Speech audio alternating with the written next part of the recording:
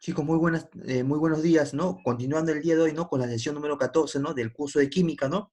Veremos lo que es el tema en lo que respecta a nomenclatura inorgánica, lo que es el tema de función sales, ¿no? Veremos cómo se desarrolla, ¿no? Una sal, ¿no? Como puede ser una sal aloidea, una sal oxisal, ¿no?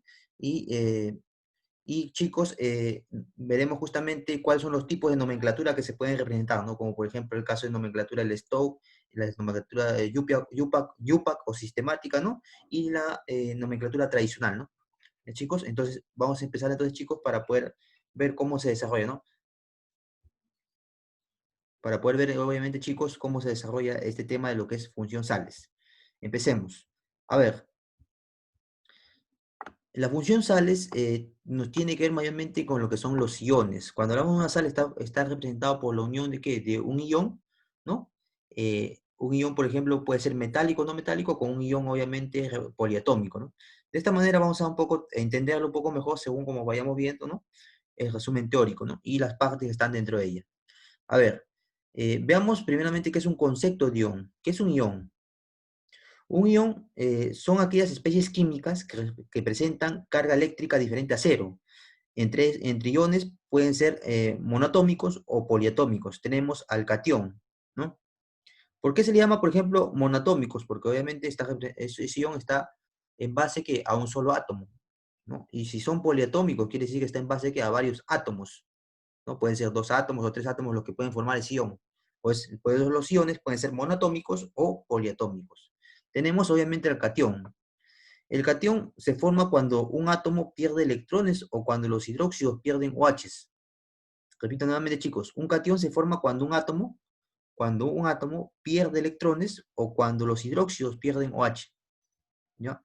Ejemplo, tenemos al hidróxido de magnesio, ¿no? Que está representado por, obviamente, el MgOH2, ¿no?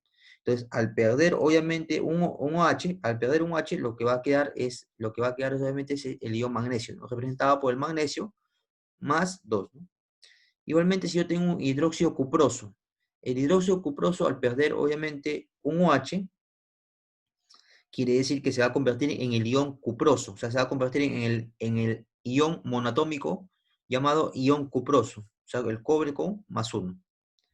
Si tenemos el hidróxido férrico, el FOH3, al perder un OH, ¿no? ¿Qué es lo que va a pasar?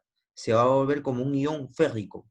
Es decir, que si pierde un OH, quiere decir que obviamente ese ion va a ser que se va a ver como si fuera un ion monoatómico, un solo elemento, que es el hierro, ¿no?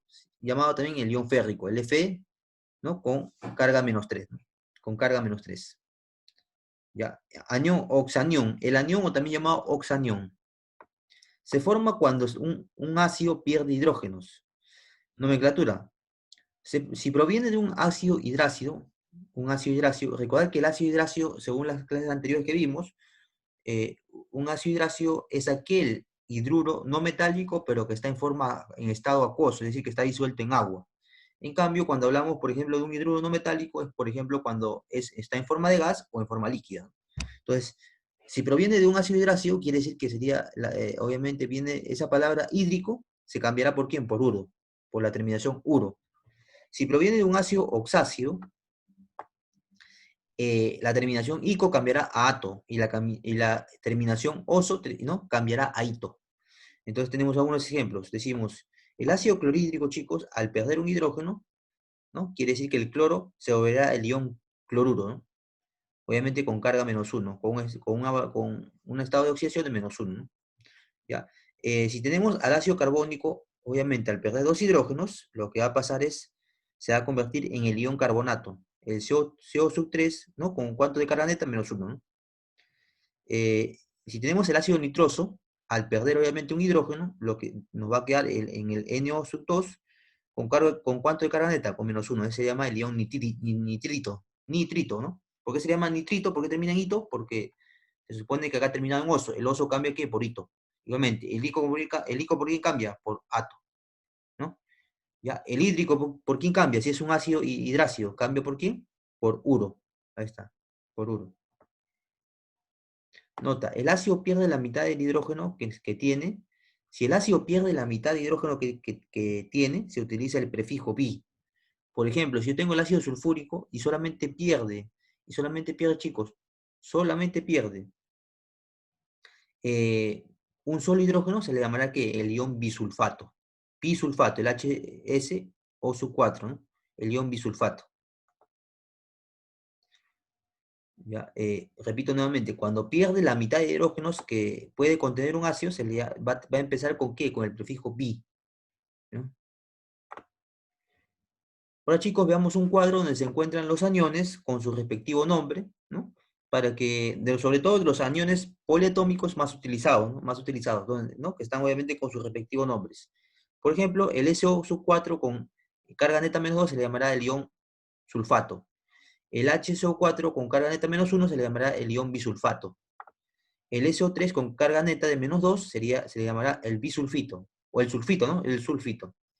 El NO3 con carga -1 se le llamará el nitrato. El ClO4 con carga -1 se le llamará el perclorato. El cloro, chicos, el cloro con carga -1 se le llamará el cloruro, ¿no? El cloruro. El azufre con carga -2 se le llamará el sulfuro. El HS con carga -1, ¿no? Se le llamará el bisulfuro. El MnO4 con carga -1, con carga neta de ion de -1, se le llamará el ion permanganato. El, el cromo, obviamente, el Cr2O7, con carga neta de -1, se le llamará el ion dicromato. El B2O7 con carga -2 se le llamará el ion tetraborato. El IO con carga -1 se le llamará el ion hipoyodito. El SO4 con carga -2 se le llamará el celianato. El HPO3 con carga neta de -2 se le llamará el ion fosfito. Y el H2PO3 con carga neta de -1 se le llamará el fosfito ácido. El fosfito ácido. Muy bien, chicos, sigamos entonces con la parte teórica.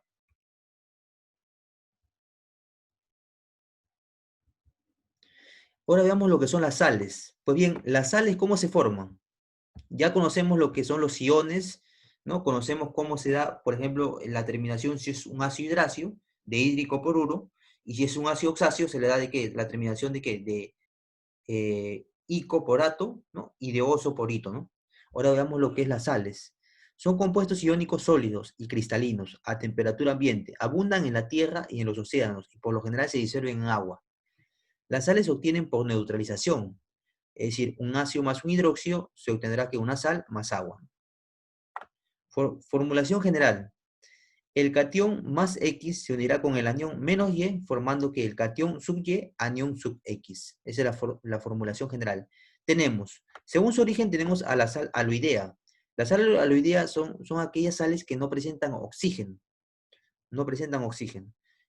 La obtención, ¿cuál es? Un ácido hidracio más un hidróxido producirá que una sal aloidea más agua.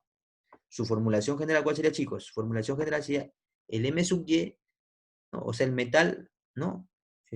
Con un subíndice Y unido del no metal con un subíndice X, ¿no?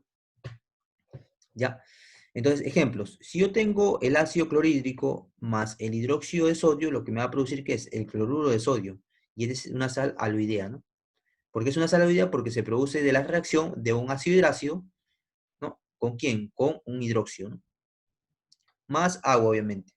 Igualmente, si yo tengo el ácido sulfhídrico más el hidróxido de férrico, lo que va a producir es el sulfuro férrico, más agua, ¿no?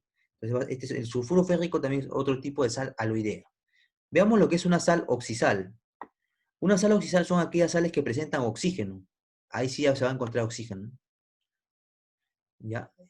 ¿Cómo se forman? ¿Cuál es la obtención? Bueno, la sal oxisal se forma a partir de un ácido oxáceo más hidróxido, lo que va a producir una sal oxisal más agua. Su formulación general es que va a contener el metal, va a contener el no metal y el oxígeno. Es decir, M sub Y, el metal, obviamente con un subíndice Y, seguido del no metal, ¿no?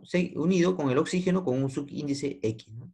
De lo cual veamos algunos ejemplos. Si yo tengo el ácido carbónico, ¿no? Y lo hago reaccionar más el hidróxido de calcio, lo que va a producir es el carbonato de calcio, que es una sal, obviamente, oxisal, más agua, ¿no? Si yo tengo el ácido sulfúrico, y se reacciona, y reacciona, ¿no? Con el hidróxido ferroso, lo que se va a formar, chicos, es el sulfato férrico, el sulfato ferroso, ¿no? El sulfato ferroso, que viene a ser una sal oxisal, más el agua, ¿no? Según su constitución, los oxisales y aloideas a su vez se clasifican en 5 grupos. Sales neutras son aquellas que contienen hidrógeno sustituible. Ejemplos tenemos al sulfato de calcio y el cloruro de magnesio, ¿no? Nuevamente repito, las sales neutras son aquellas que no contienen hidrógeno sustituible. ¿Ya? Sales y ácidas son aquellas que contienen hidrógeno no sustituible, es decir, poseen anión ácido. Poseen anión ácido. Sales básicas son aquellas que contienen OH sustituibles, ¿no? ¿No? Ahí tenemos, por ejemplo, al FO sub H, al FOH NO sub 3, ¿no? Y al FOH sub 2, ¿no? OH sub 2 seguido del bromo, ¿no? Sales dobles son aquellas que contienen dos clases de cationes o aniones en su estructura cristalina. Y los más comunes son aquellas que poseen dos cationes diferentes. ¿No? Poseen obviamente dos cationes diferentes, ¿no? Es un concepto teórico, obviamente, chicos, ¿no?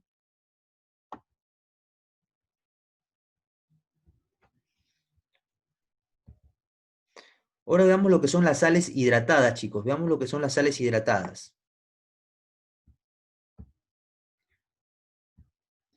Son aquellas que presentan moléculas de agua, de hidratación o cristalización, ¿no?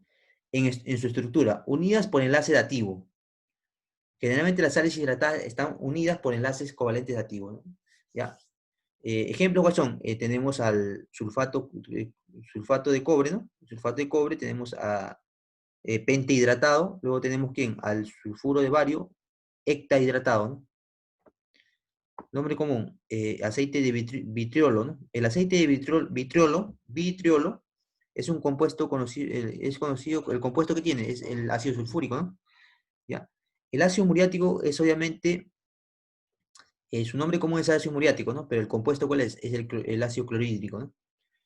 El agua o lechada de cal, ¿no? Es conocido como el hidróxido de calcio, ¿no?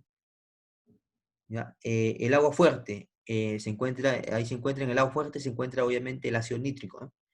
El aluminio o corindón, ahí está el óxido de aluminio. El amoníaco, obviamente el NH3. La barita, el óxido de bario. El borox, ¿no? Obviamente es el Na2, PO4 o sub 7, ¿no? Decahidratado, ¿no? La caliza o el mármol o la creta es el carbonato de calcio, ¿no? La cal viva, el óxido de calcio, ¿ya? El óxido de calcio, ¿no? Ya, la calamina es el carbonato de zinc, ¿no? La calamina es el carbonato de zinc. El espatofluor, el CaF sub 2. La galena, el sulfuro de plomo. El sulfuro de plomo. El gas hilarante, el óxido de nitrógeno. La hematita, obviamente el F sub 2 o sub 3, ¿no? Que es obviamente el óxido férrico, ¿no? Ya, ¿qué más? La lejía, el que comúnmente lava ropa, ese viene a ser el clorato de sodio, el clorato de sodio, ¿no? El clorato de sodio, ¿no? El natrón, el Na sub 2 o sub 3, ¿no? El ocre, el F sub 2 o sub 3, ¿no? No, dihidratado, ¿no? O sea, es más o menos el óxido férrico dihidratado, ese es el ocre, ¿no? La piedra imán, la magnetita, el nitrato de plata, ¿no? La potasa cáustica, el KOH, el hidróxido de potasio, ¿no? La sal común o halita, obviamente el cloruro de sodio, ¿no? La sal amarga de Exxon es el sulfato de magnesio hectahidratado, ¿no? Sal de Glauber, el Na sub 2 o sub 3 decahidratado. El salitre, ¿no? El salitre es el nitrato de potasio, ¿no? La salmuera, el cloruro de sodio. El silicio, el óxido de silicio. El vitriolo azul, el sulfato de cobre, ¿no? El sulfato de cobre, chicos, pentahidratado, ¿no? El vitriolo verde, obviamente el sulfato de hierro, ¿no? Hectahidratado. El yeso, ¿no? El sulfato de calcio, dihidratado. Bueno, chicos, con eso hemos visto la parte teórica, ¿no? Y a continuación pasaremos con la parte práctica a fin de esbozar, ¿no? Lo aprendido en esta sesión número 14, correspondiente a lo que es nomenclatura inorgánica, función sales, ¿no, chicos?